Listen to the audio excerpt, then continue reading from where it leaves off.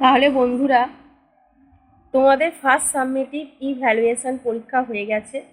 আজ আমি নিয়ে এসেছি তোমাদের কাছে সেকেন্ড সাবমিটিভ ইভ্যালুয়েশনের জীবন বিজ্ঞানের সিলেবাস ও নাম্বার বিভাজন। এর আগে আমি তোমাদেরকে ফার্স্ট সাবমিটিভ ইভ্যালুয়েশনের সিলেবাস ও নাম্বার বিভাজন নিয়ে আলোচনা করেছি। এছাড়াও কিছু তোমাদের ইম্পর্টেন্ট সাজেশন টাইপ কোয়েশ্চেনও আলোচনা করে দিয়েছি। আশা করছি তোমরা সেগুলো কমন পেয়েছো। এরপর আজকে আমি তোমাদেরকে সেকেন্ড সাবমিটিভ ইভ্যালুয়েশনের কিছু সাজেশন টাইপ প্রশ্ন উত্তর নিয়ে আলোচনা করে দেব। আজকে চলো প্রথমে আমি দেখে নিই সিলেবাসটা কি আছে ও কোন অধ্যায় থেকে কত নাম্বার আসবে। তোমাদের যে এই দ্বিতীয় পর্যায়ক্রমিক মূল্যায়ন, এই দ্বিতীয় পর্যায়ক্রমিক মূল্যায়নও তোমাদের হবে 40 নাম্বারে। পর্ষদ নির্দেশিত পর্যায়ক্রমিক মূল্যায়ন প্রশ্ন কাঠামো ও নম্বর বিন্যাস। এখানে দেখো যে ভাবমূল আছে ক বিভাগ, খ বিভাগ, গ বিভাগ, ঘ বিভাগ। এখানের মধ্যে আমাদের জানতে হবে যে তোমাদের সেকেন্ড সাবমিটিভ ইভ্যালুয়েশন পরীক্ষা হবে 40 নম্বরের কেবলমাত্র একটি অধ্যায়। তোমাদের যে জীবন বিজ্ঞানের থার্ড অধ্যায়টা আছে অর্থাৎ জৈবনিক প্রক্রিয়া, এই জৈবনিক প্রক্রিয়াটা তোমাদের এবারে সেকেন্ড সাবমিটিভ ইভ্যালুয়েশনে হবে। এই জৈবনিক প্রক্রিয়া থেকে তোমাদের ক বিভাগে নম্বর থাকবে 1, অর্থাৎ প্রশ্ন থাকবে 5টা। খ বিভাগে তোমাদের নাম্বার থাকবে 1, প্রশ্ন থাকবে 10টা। গ বিভাগে নাম্বার থাকবে 2, প্রশ্ন থাকবে 5টা। ঘ বিভাগে তোমাদের নাম্বার থাকবে 5 আর প্রশ্ন থাকবে 3টে। তাহলে জানা গেল যে তোমাদের এখানে নম্বর বিভাজনটা ঠিক কীরকম। আশা করছি তোমাদের এটা সেকেন্ড সাবমিটিভ ইভ্যালুয়েশন পরীক্ষার ক্ষেত্রে কাজে আসবে। এরপর চলো আমি তোমাদের কিছু সাজেশন টাইপ প্রশ্ন উত্তর নিয়ে আলোচনা করব। আশা করছি তোমাদের এগুলো কাজে লাগবে।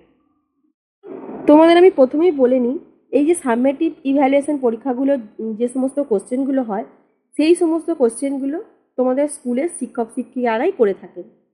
সেই জন্য আমি কখনোই বলবো না যে আমার সাজেশনটাই হুবহু তোমাদের পরীক্ষায় আসবে। তোমরা কিন্তু তোমাদের স্কুলের টিচাররা যে সমস্ত সাজেশনগুলো দেবেন সেগুলো খুব ভালো করে ফলো করবে। হ্যাঁ, আমি বলতে পারি এর থেকে তোমরা কমন পেতেই পারো। তোমরা এই কোশ্চেন অ্যান্সারগুলো করে রাখলে তোমাদের পরীক্ষায় কাজে আসতে পারে। সাথে সাথে তোমরা আমার চ্যানেলটা যারা সাবস্ক্রাইব করোনি এখনো পর্যন্ত, তারা অবশ্যই সাবস্ক্রাইব করে বন্ধুদের মধ্যে আমার চ্যানেল লিঙ্কটা শেয়ার করে দিন। তাহলে দেখো ক বিভাগে মাল্টিপল টাইপের কোশ্চেন থাকে 5 নাম্বারে। সেখানে তোমাদের যেরকম সাজেশন টাইপ আমি আলোচনা করছি, সালোক সংশ্লেষের ফলে উৎপন্ন গ্লুকোজে অক্সিজেনের উৎস কী? H2 আছে, CO2 আছে, C6H12O6 আছে, 612H12O11। এর মধ্যে যেটা হবে তোমাদের চুজ করতে হবে। নেক্সট দেখো সব ধরনের শ্বসনের প্রথম পর্যায় হলো বলে হাইপেন দিয়ে তোমাদের 1 নম্বর আছে ক্রেসব চক্র, 2 নম্বরে সন্ধান, 3 নম্বরে প্রান্তীয় শ্বসন, 4 নম্বর আছে গ্লাইকোলাইসিস। এর মধ্যে সঠিক উত্তরটি তোমাদের নির্বাচন করতে হবে। নেক্সট দেখো কোনটি সক্রিয় পরিবহনের বৈশিষ্ট্য নয়? প্রথম আছে এটিপি অণুর প্রয়োজন হয়, দ্বিতীয় আছে বাহক প্রোটিনের প্রয়োজন হয়, তৃতীয় আছে ত্বকের নতিমাত্রার দিক ঘটে, চতুর্থ আছে ঘনত্বের নতিমাত্রায় বিপরীতে ঘটে। নেক্সট দেখো তোমাদের 4 নম্বর যে কোশ্চেন আছে, গবলেট কোষ দেখা যায় কোথায়? 1 নম্বর পাকস্থলী, 2 নম্বর অগ্নাশয়, 3 নম্বর আন্তরিক গ্রন্থি, 4 নম্বর যকৃতে। এর মধ্যে তোমাদের চুজ করতে হবে। 5 নম্বর কোশ্চেনটা দেখো, মানব দেহে ইউরিয়া উৎপন্ন হয় কোথায়? 1 নম্বর বৃক্ক, 2 নম্বর যকৃৎ, 3 নম্বর পাকস্থলী ও 4 নম্বর ফুসফুস।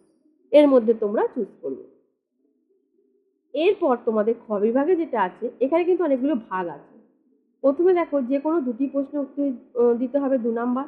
যেমন শ্বাসক্রিয়ার জন্য বাতাস থেকে অক্সিজেন নেওয়া বা কার্বন ডাইঅক্সাইড ত্যাগ করা কোন ভৌত প্রক্রিয়ার সাহায্যে ঘটে? দ্বিতীয় দেখো ক্রেসব চক্রে কত অণু এটিপি উৎপন্ন হয়? তৃতীয় দেখো তিমি মাছের শাসঙ্গের নাম। এই তিনটের মধ্যে তোমাদের যে কোনো দুটো করতে হবে।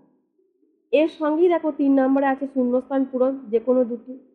তোমাদের অপশান থাকবে 3টি। যেমন অভিস্রাবণের সময় অর্ধভেদ্য পর্দার মধ্য দিয়ে ড্যাশ অণু চলাচল করে। দ্বিতীয়ত পতঙ্গ শ্রেণীর রেচনাঙ্গের নাম হলো ড্যাশ। তৃতীয়ত ক্ষুদ্রান্তে এপিথেলিয়ামে অবস্থিত ড্যাশের মাধ্যমে শ্বসনক্রিয়া ঘটে। 4 দাগের আছে ঠিক বাক্যের পাশে রাইট চিহ্ন আর ভুল বাক্যের পাশে কাটা চিহ্ন, অর্থাৎ টিক ও ক্রস চিহ্ন দাও, যে কোনো দুটি। প্রথম আছে ব্যাপন প্রক্রিয়ার জন্য অর্ধভেদ্য পর্দার প্রয়োজন হয়। এটা ঠিক না ভুল তোমরা চুজ করবে। দ্বিতীয়ত শিবনলের মাধ্যমে রসের উৎসোধ ঘটে, এটাও তাই। তৃতীয়ত হৃৎপিণ্ডের ডান অলিন্দ ও ডান নিলয় সংযোগস্থলে ত্রিপত্র কপাটিকা থাকে। তাহলে বন্ধুরা এই গেল আমার 3টে সত্য মিথ্যার কোয়েশ্চেন। এরপরে দেখো 5 দাগে যেটা আছে, এ স্তম্ভের সঙ্গে বি স্তম্ভে সম্পর্ক স্থাপন করে লেখো, অর্থাৎ স্তম্ভ মেলাও। আমার এই স্তম্ভে যেগুলো আছে আমি পরপর বলে দিই।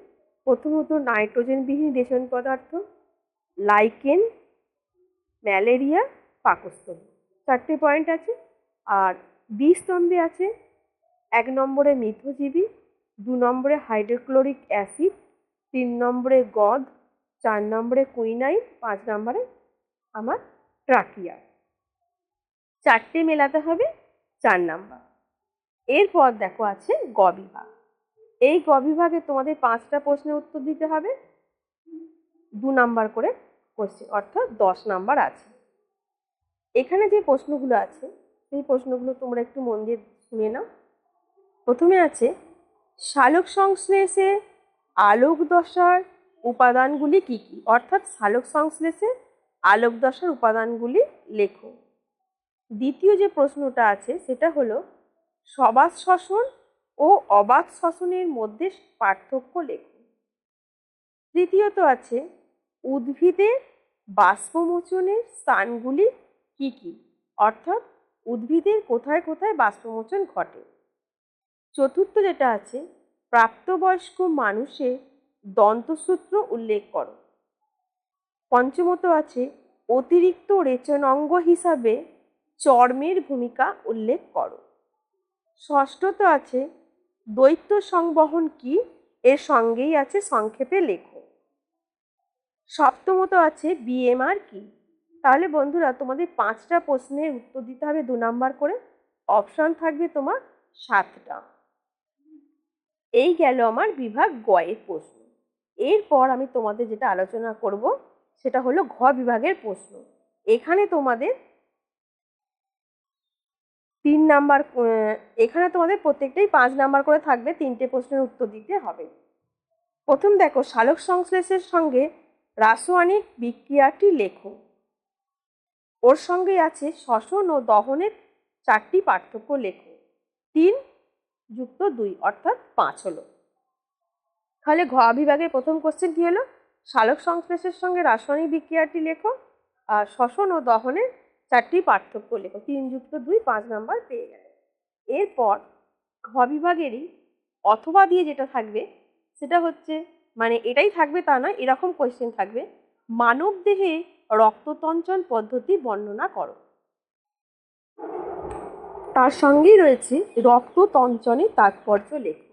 এটা 3 যুক্ত 2 5 নাম্বার হলো। এরপর 2 দাগে যেটা থাকবে ঘ বিভাগের, যেমন কার্য বর্ণালী কাকে বলে, দৃশ্যমান আলো বর্ণালীর কোন কোন বর্ণ সালোক সংশ্লেষের কার্য বর্ণালী হিসেবে পরিচিত, ক্রেসব চক্রকে টিসি চক্র বলা হয় কেন। এটা যেমন 2+1+2 5 নাম্বার হয়ে গেল। এর সঙ্গে অথবা দিয়ে যেমন মানব রক্তের বিভিন্ন উপাদানগুলির ছকের মাধ্যমে শ্রেণীবিভাগ করো, উদ্ভিদ রেচন পদার্থগুলি প্রধানত কয় প্রকার ও কি কি আলোচনা করো। এটাও 3+2। এরপর 9 দাগের দেখো বৃক্কের গঠনগত ও কার্যগত এককে একটি পরিচ্ছন্ন চিত্র অঙ্কন করে প্রদত্ত অংশগুলি চিহ্নিত করো, যেমন গ্লোমেরুলাস, বাউমান ক্যাপসুল, হেনরি লুপ, দূরবর্তী সংবর্ত নালিকা। এটাও 3+2 5। এর সঙ্গে অথবা দিয়ে মানুষের পৌষ্টিকতন্ত্রে চিত্র অঙ্কন করে প্রদত্ত অংশগুলি চিহ্নিত করো, যেমন গ্রাসনালী, পাকস্থলী, ক্ষুদ্রান্ত, বৃহদন্ত। এটাও 3+2।